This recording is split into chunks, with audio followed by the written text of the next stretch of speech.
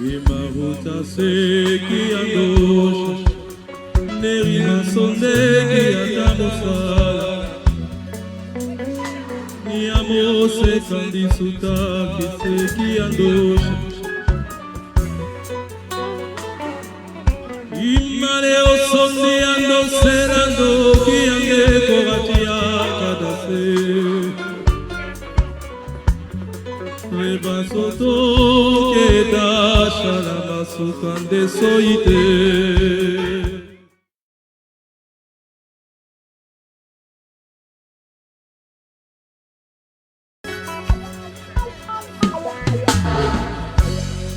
Imaruta seki andosha Nerima sondeki atamusala Niamose kandisuta kiseki andosha Imane osondi ando serando kiange kovatia kadase Rebasoto keda shalama sukande soite.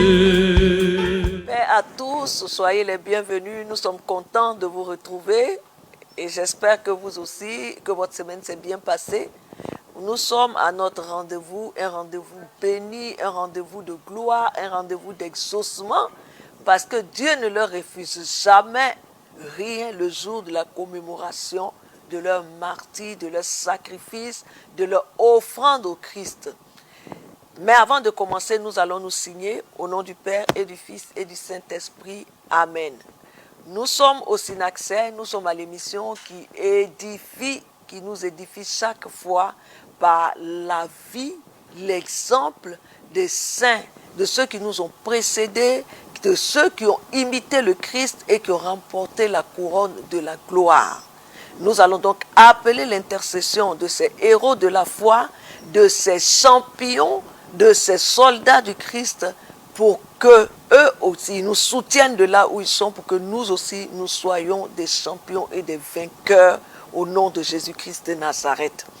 Avant de commencer, avant de rentrer dans le vif du sujet, nous avons un rituel, c'est que vous allez partager ce temps, vous allez le liker et vous allez envoyer ensuite vos intentions pour que ces saints les prennent en compte et pour que nous prions ensemble pour vous. Nous sommes le 28 septembre et nous faisons mémoire de notre Saint-Père Chariton, confesseur et maître du désert. Notre Saint-Père que nous commémorons aujourd'hui est né et il a été élevé à Iconion à l'époque d'Aurélien, du gouverneur Aurélien. Et au début de son règne, cet empereur était plutôt favorable au christianisme. Mais poussé par un démon, le Synaxaire dit poussé par le démon, il va déclencher une violente persécution contre ceux qui invoquaient le nom de Jésus. On ne sait pas ce qui s'est passé, c'est pourquoi on croit que le Synaxaire dit que c'est un démon qui est passé par là. Et il va prendre un décret impérial qui va parvenir jusqu'à Iconion. Et comme Saint Chariton était réputé en ce moment-là pour sa piété et pour sa vertu, il va être arrêté et les soldats vont l'emmener devant le consul, où il va confesser sans crainte le Christ et il va être condamné, il va condamner les idoles. Il va être ensuite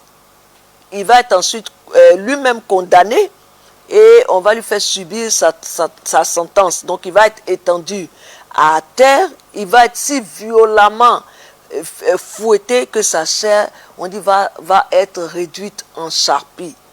Et on va le jeter en prison dans cet état-là, mais on va l'en faire sortir plus tard et on va le présenter à nouveau devant le tribunal. Il va être libéré et il va se réfugier en Égypte jusqu'à la fin de la persécution. Mais son corps, vous imaginez, son corps qui avait été violemment fouetté va porter les marques de la passion du Christ. Donc ces souffrances, le Synaxaire dit que ces souffrances étaient aussi celles de Christ, avaient déjà été introduites, c'est-à-dire mêlées à celles de Christ. C'est pour cela que quand il va élever la voix, quand vous allez lui confier votre intercession, il peut faire valoir ses plaies, ses souffrances, son martyre devant le Christ pour vous. Il peut présenter cela devant le Christ pour vous. Alléluia. C'est pourquoi croyez que les sujets que vous allez envoyer ne vont pas manquer d'être exaucés par Dieu.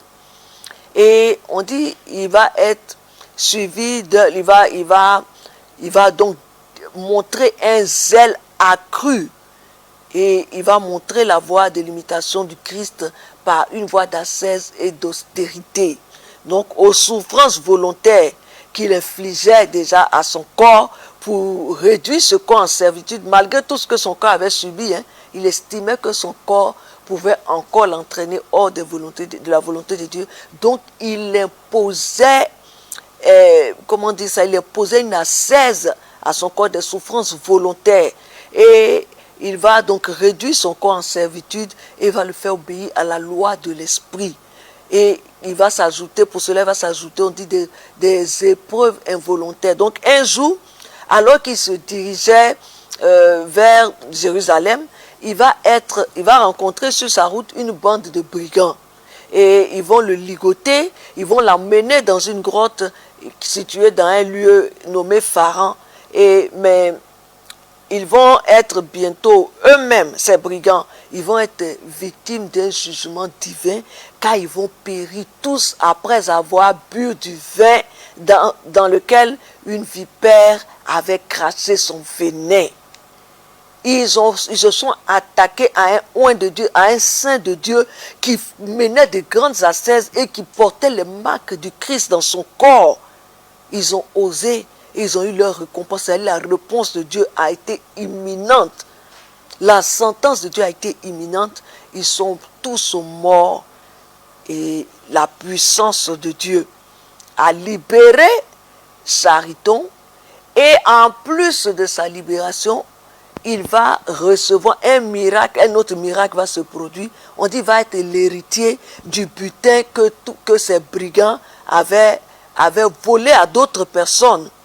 Donc tous les biens qu'ils avaient amassés, c'est le saint qui va se trouver miraculeusement héritier, lui qui n'avait rien. Et il va distribuer, comme c'est un saint, comme ils ont l'habitude de nous le montrer, la charité, prendre soin des pauvres, distribuer aux pauvres. Il va distribuer, on dit l'as partie de ces richesses-là, que ces bandits avaient mal acquises, il va les distribuer aux pauvres et il va utiliser le reste pour la construction d'églises à la gloire de Dieu. Et il va s'installer dans une grotte afin de s'approcher du ciel pour la... Donc il portait une tunique de crin et les marques de son supplice, des coups de fouet qu'il avait reçus étaient encore visibles. Donc c'était juste pour couvrir cela. Et l'homme de Dieu, on dit, il persévérait dans le jeûne en plus de l'ascèse et les veilles et les veillées, la prière et psalmodière. Donc la renommée des miracles que la grâce de Dieu accomplissait par lui ne vont pas tarder à attirer les gens à lui. Mais vous savez que tous ces saints-là, quand ils se retirent dans le désert, vraiment c'est pour être tranquille, c'est pour être seul à seul avec Dieu. Donc, pourtant, Dieu dit, tous les miracles que Dieu exerçait par ses mains ont fait que même les infidèles, les juifs et les païens venaient embrasser la foi et suivaient l'exemple de la vie angélique de Saint Chariton. Et il était contemporain, dit-on, de Saint Hilaire, qui avait inauguré la monarchie érémétique. Donc le Saint Chariton va recevoir de Dieu la mission de réunir les ermites dispersés et de leur donner une certaine forme d'organisation. C'est ainsi que sa grotte va devenir bientôt le centre de la lore de Pharan.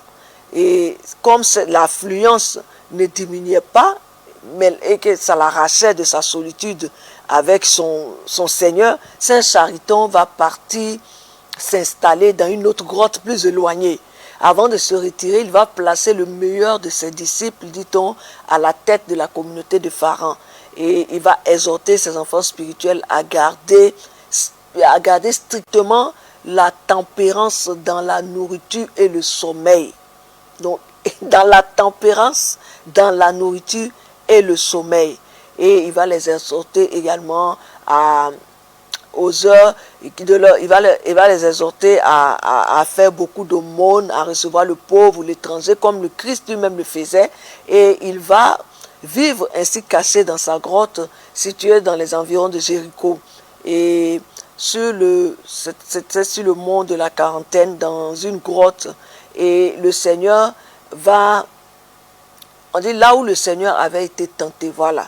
Donc c'est dans les environs de cette zone qu'il va vivre dans une grotte en se nourrissant d'herbes sauvages, et il va converser seul à seul avec Dieu, et parce qu'il y avait de nombreux disciples qui venaient, malgré cet isolement, il y avait de nombreux disciples qui venaient se joindre à lui, et ils vont l'obliger à s'éloigner pour aller construire un nouveau centre monastique qui va prendre le nom de Doukas. Là encore, il va être troublé par la présence des gens, et le saint va s'enfuir vers le sud dans un endroit encore plus isolé. Et il va s'installer là-bas, il va mettre sa grotte, il va s'installer à un endroit qui va transformer bientôt en un troisième Lor, et qui va nommer en syriaque Souka, c'est-à-dire le monastère, ou encore l'ancienne Lor. Mais rien ne pouvait arrêter la foule de nouveaux disciples, de païens qui accouraient pour venir se délecter du miel de ses paroles et pour contempler cette vivante image du Christ. Voilà à quoi on le comparait, une image vivante du Christ. On dit aussi Tôt Chariton, qui ne désirait que l'intimité avec son Dieu, va se retirer encore. Il va aller construire une grotte qui était cette fois difficile d'accès. Parce que on dit qu'il fallait, pour l'atteindre, il fallait monter sur une échelle. Il va se mettre dans des hauteurs, puis il va vivre là-bas pendant des années, en s'abreuvant d'une source que Dieu avait à sa prière, une source que Dieu avait fait jaillir à sa prière. Et le Seigneur va ainsi lui révéler à l'avance la date de son départ, et Saint Chariton va être transporté dans sa première grotte de Pharan, et de là il va rédiger son testament spirituel à l'intention de ses disciples, dans lequel il va indiquer la voie sûre pour parvenir à l'union avec Dieu, c'est-à-dire l'ascèse liée à l'humilité et la charité envers tous. Ayant observé son ultime enseignement, on dit il va s'éteindre sur sa couche, il va s'endormir paisiblement pour rejoindre le cœur des anges et des saints. Saint Chariton. Ça s'écrit aussi simplement que vous l'entendez, C-H-A-R-I-T-O-N. Le deuxième Judas, donc la même tribu que Jésus-Christ, et il était le fils de Néria et frère de Seraya, le grand chambellan du roi de Juda, de la tribu de Juda, Sédécias. Et il était le secrétaire et disciple dévoué du prophète Jérémie, le prophète majeur Jérémie.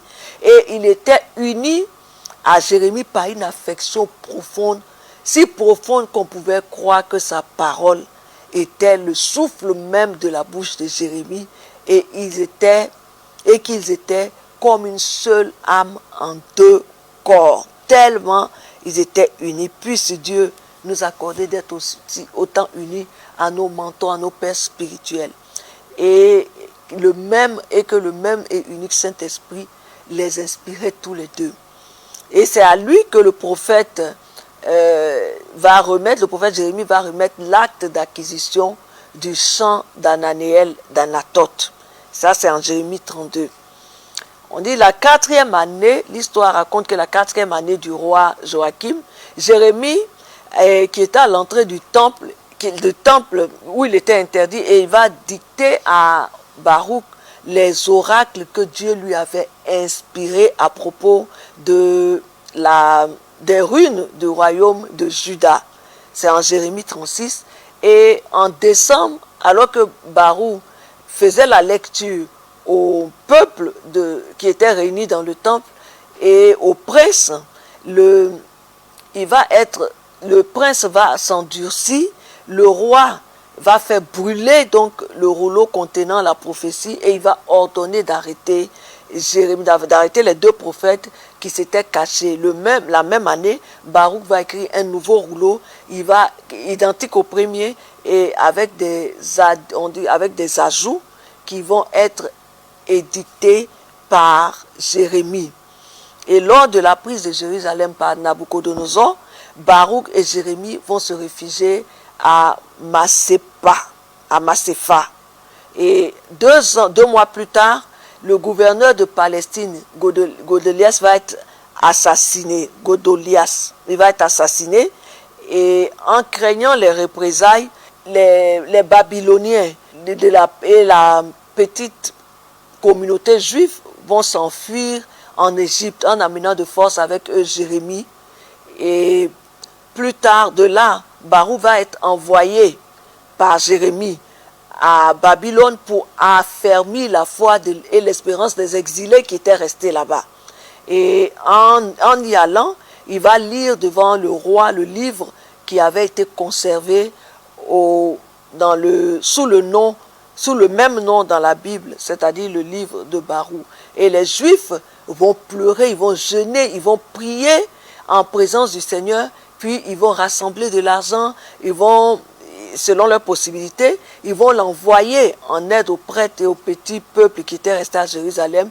Et on raconte que Baruch va se charger d'exécuter cette mission, et il va ramener à cette occasion à Jérusalem les ustensiles du temple qui avaient été enlevés par Nabucodonosor. Et quand le peuple va revenir de Palestine, Baruch ne va pas retourner dans le monde, mais il va s'isoler, il va rester dans une grotte pour pleurer les péchés d'Israël, et il va s'endormir en paix peu de temps après la mort de Jérémie. Ils étaient tellement liés que quand un est mort, l'autre n'a pas tardé à suivre. Et dans le livre dont il fait la lecture aux exilés de Babylone, on dit Baruch va très clairement prophétiser la venue dans la chair de notre Dieu et Seigneur Jésus-Christ. Et il va écrire entre autres ces mots: c'est lui qui est notre Dieu et nul autre ne lui est comparable. Il a trouvé tous les chemins de la sagesse et il a donné à Jacob son serviteur et à Israël son bien-aimé. Après cela, il est apparu sur la terre et il a conversé avec les hommes. Baruch 3.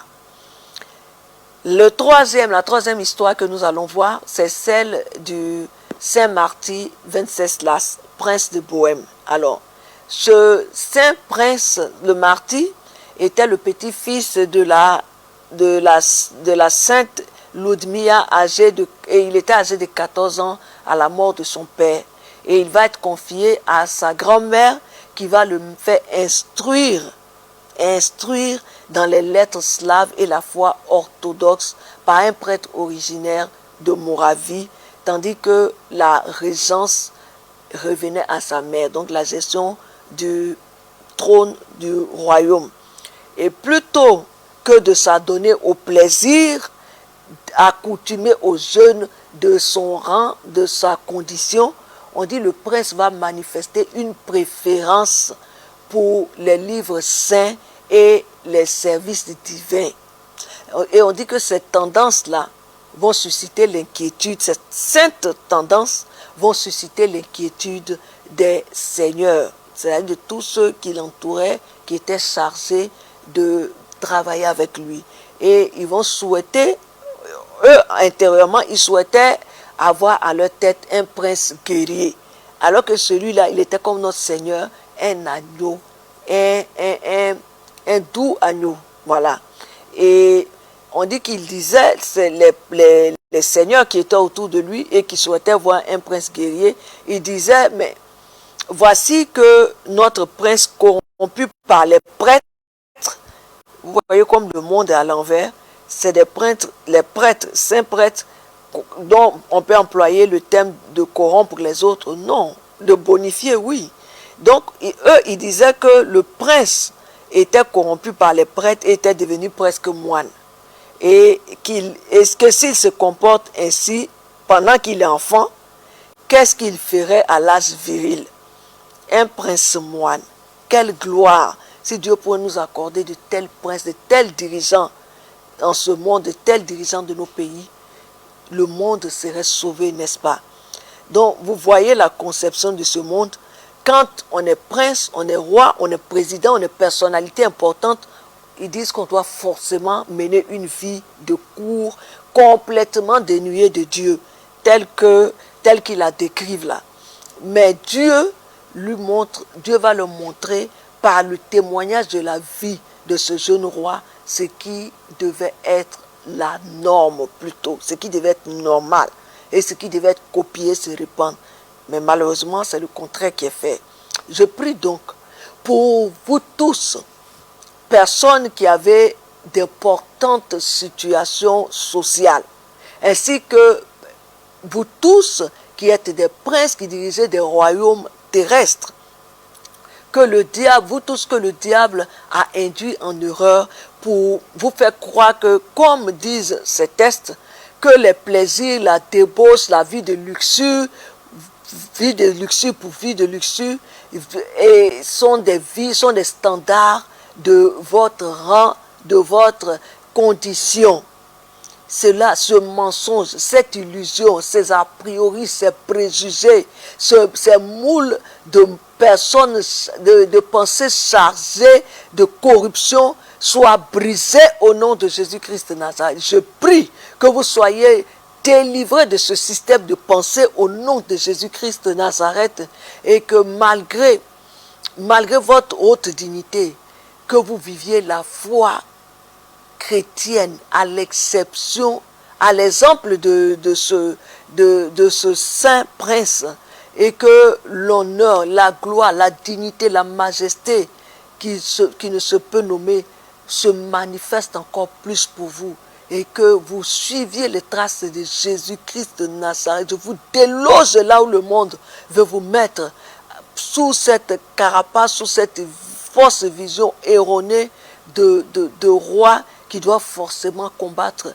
le royaume de Dieu. Vous êtes égaux en termes de peuple sur lesquels vous régnez ou de royaume. C'est pourquoi je prie que vous soyez des extensions du royaume de Dieu au nom de Jésus-Christ de Nazareth. Donc, il est dit que les seigneurs du palais qui sont autour du roi souhaitaient avoir à leur tête un roi guerrier. Et voilà ce qu'il disait. Donc, il faisait tout pour empêcher le roi, le prince, de fréquenter les hommes d'église. Si bien que Wenceslas devait convoquer ses maîtres, donc ses pieux enseignants, de nuit. Finalement, c'est la nuit, quand ces seigneurs-là n'étaient pas autour de lui, qui convoquaient les hommes de Dieu, et il portait, dit-on, un psautier, un livre qui renferme les psaumes, et il ne s'en séparait jamais, et il est caché sous son manteau. Et malgré sa haute dignité, on dit qu'il vivait dans la foi à l'exemple des grands ascètes. Et après l'assassinat de Sainte Ludmilla et bien d'autres méfaits, le prince va perdre, la princesse va perdre son crédit, d'autant plus que le Bohême se trouvait constamment menacé par une incursion des Allemands venus de Bavière. Donc, élevé au pouvoir en 925, Wenceslas va affirmer aussitôt le caractère chrétien qu'il voulait donner à son règne, en faisant transférer solennellement les reliques de Sainte Ludmilla à Prague. Et il va confirmer la foi orthodoxe dans son peuple, et il va veiller à ce que nul innocent ne soit condamné par les tribunaux. Donc il a commencé à prendre des mesures qui marquaient l'orthodoxie du royaume. Et en raison de son zèle pour la foi et son amour pour son prochain, le souverain qu'on nommait le prince de la paix, n'avait, on dit, en rien renoncé à ses pratiques ascétiques, ni à la piété exemplaire. Il va racheter, écoutez bien, les enfants païens vendus comme esclaves, et après les avoir fait baptiser, il leur prodiguait une éducation chrétienne. Alléluia!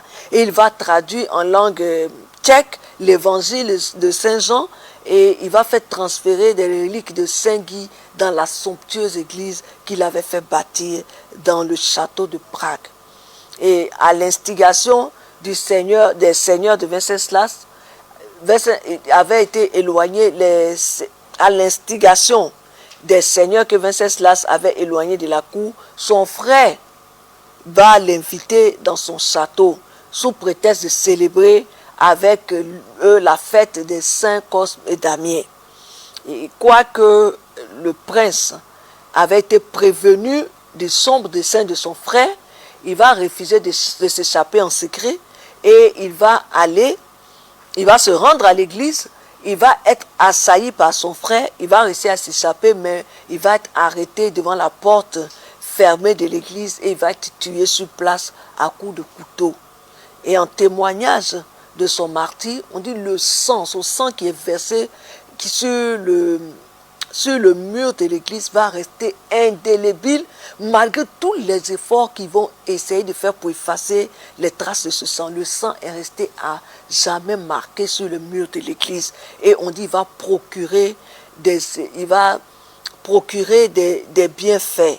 Et 3 ans après, le frère de Venceslas va se repentir, il va faire transférer les reliques miraculeuses de son frère dans l'église de Saint-Guy de Prague, où il va être vénéré et avec Sainte Lumia comme sainte patronne de Bohême et symbole de son unité et son défenseur contre les ennemis. Alléluia. Voici les 3 histoires qui nous ont nourris aujourd'hui.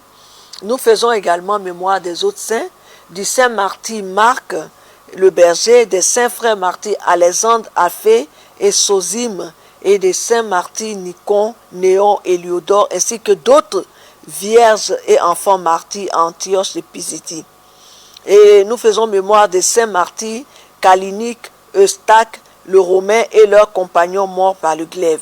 Nous faisons également mémoire de Alkison et évêque de Nicopolis. Nous faisons également mémoire du père Oxente qui pratiqua l'ascèse dans l'île de Chypre. Nous faisons également mémoire de Hérodion et de Cyril et Marie, parents de Saint Serge de Radonège.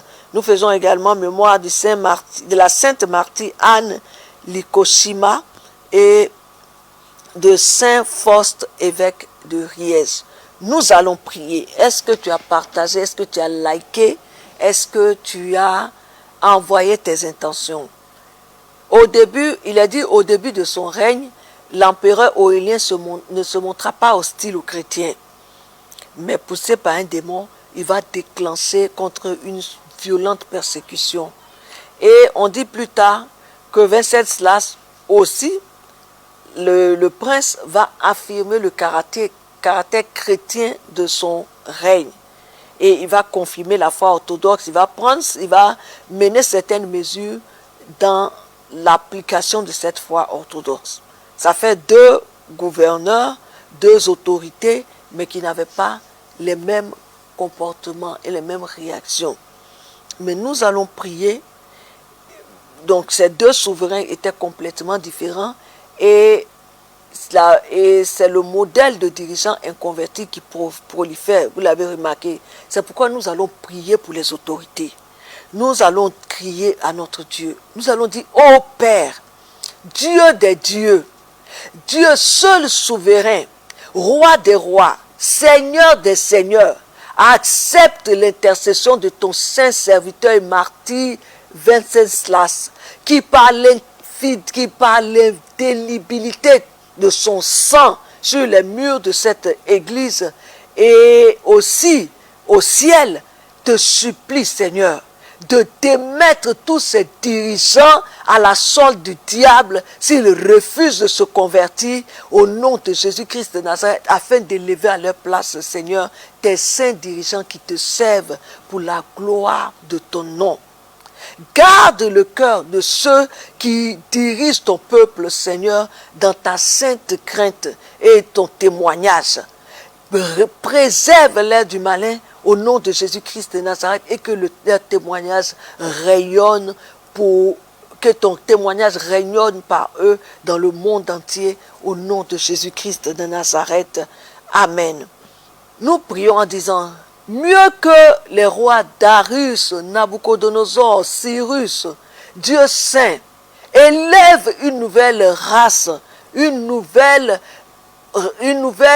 lignée de dirigeants qui affirment le caractère chrétien de leur règne au nom de Jésus-Christ de Nazareth, qui confirment la foi chrétienne de leur peuple au nom de Jésus-Christ de Nazareth, qui s'adonnent aux pratiques ascétiques et à la piété aux jeunes exemplaires au nom de Jésus-Christ de Nazareth et qui investissent de leur personne dans le pays, dans l'éducation chrétienne et dans le développement social, matériel, économique, spirituel au nom de Jésus-Christ de Nazareth.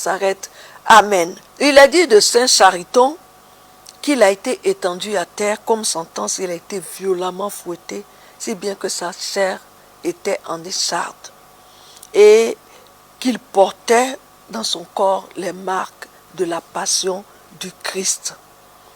Et qu'après cela, sa vie a été suivie d'un zèle accru dans la voie de l'imitation du Christ. Et nous allons prier. Nous allons demander au Seigneur que Saint Chariton qui jouit, Seigneur, qui se joint à l'apôtre Paul, qui disait qu'il porte dans son corps les marques du Christ.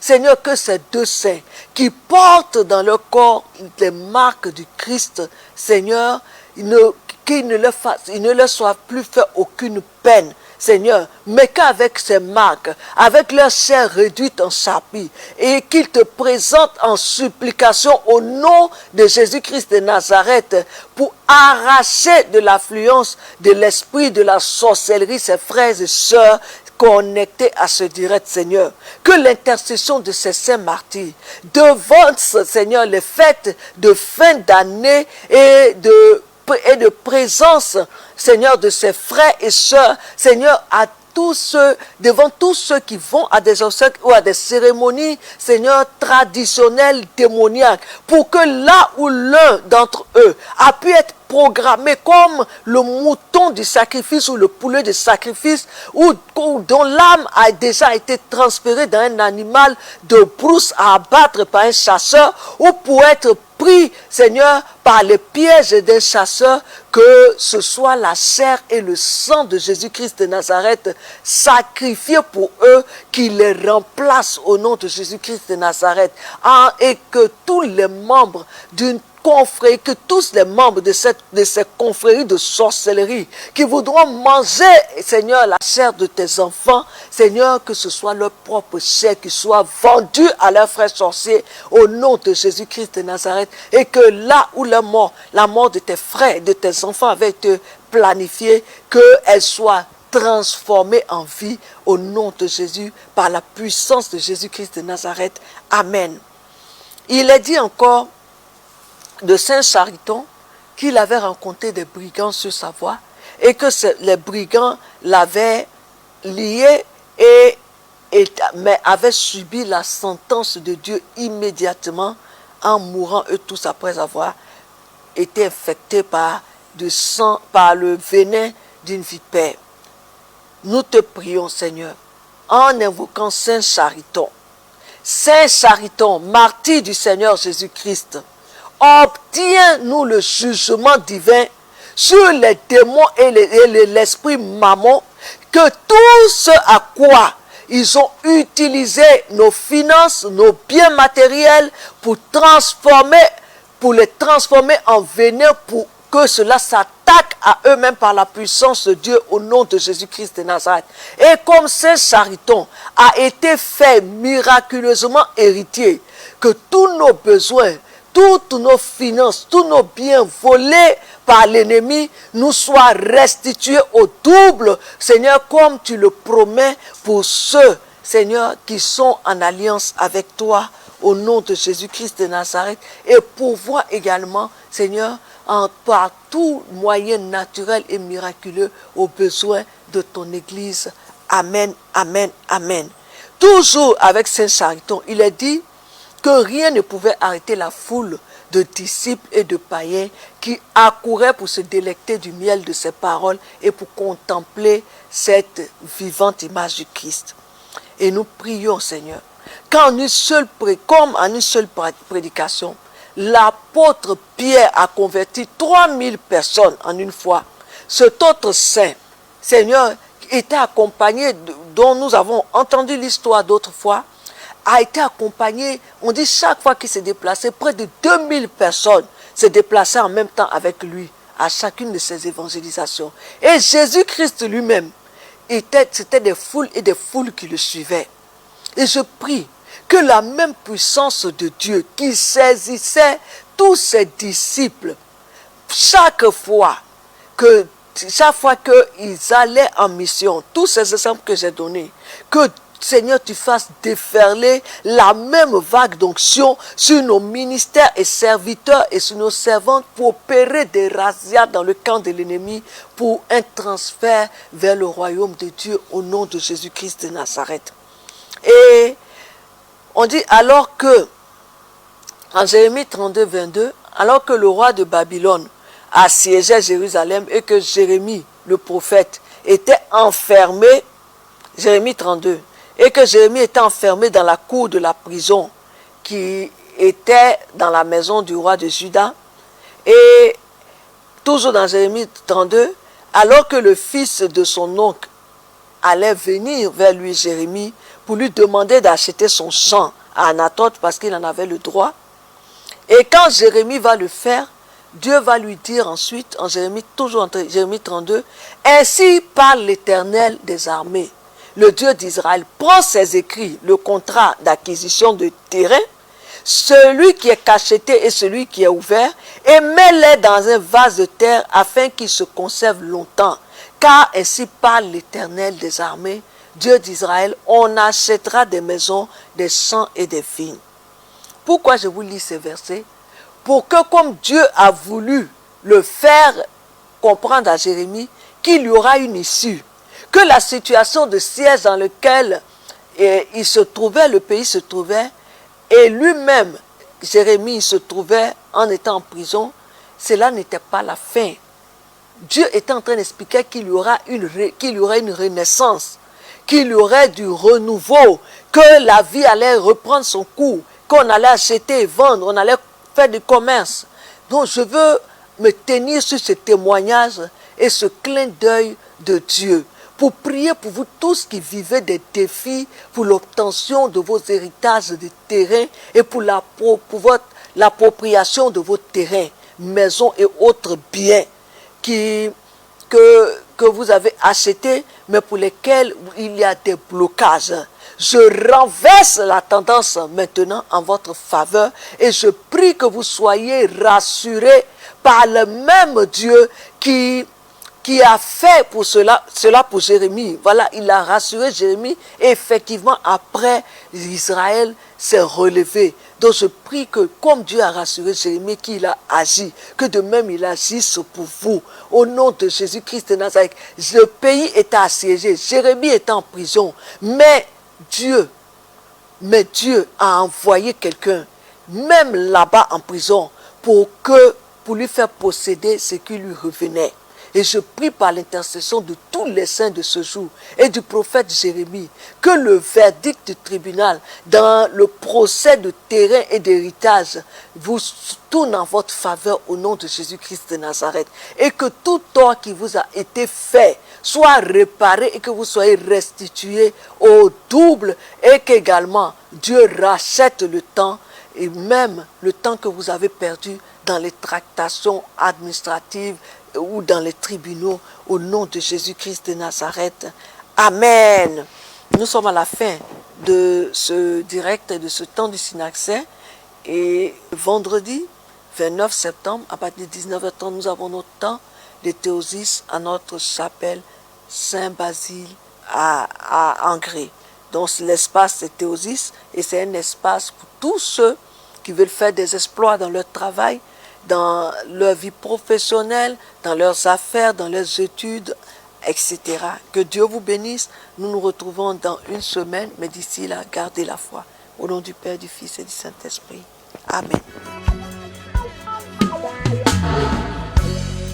Imaruta seki andosha Nerina sondeki atamosala Niamose kandisuta kiseki andosha Imane osondi ando serando kiange kogatia kadase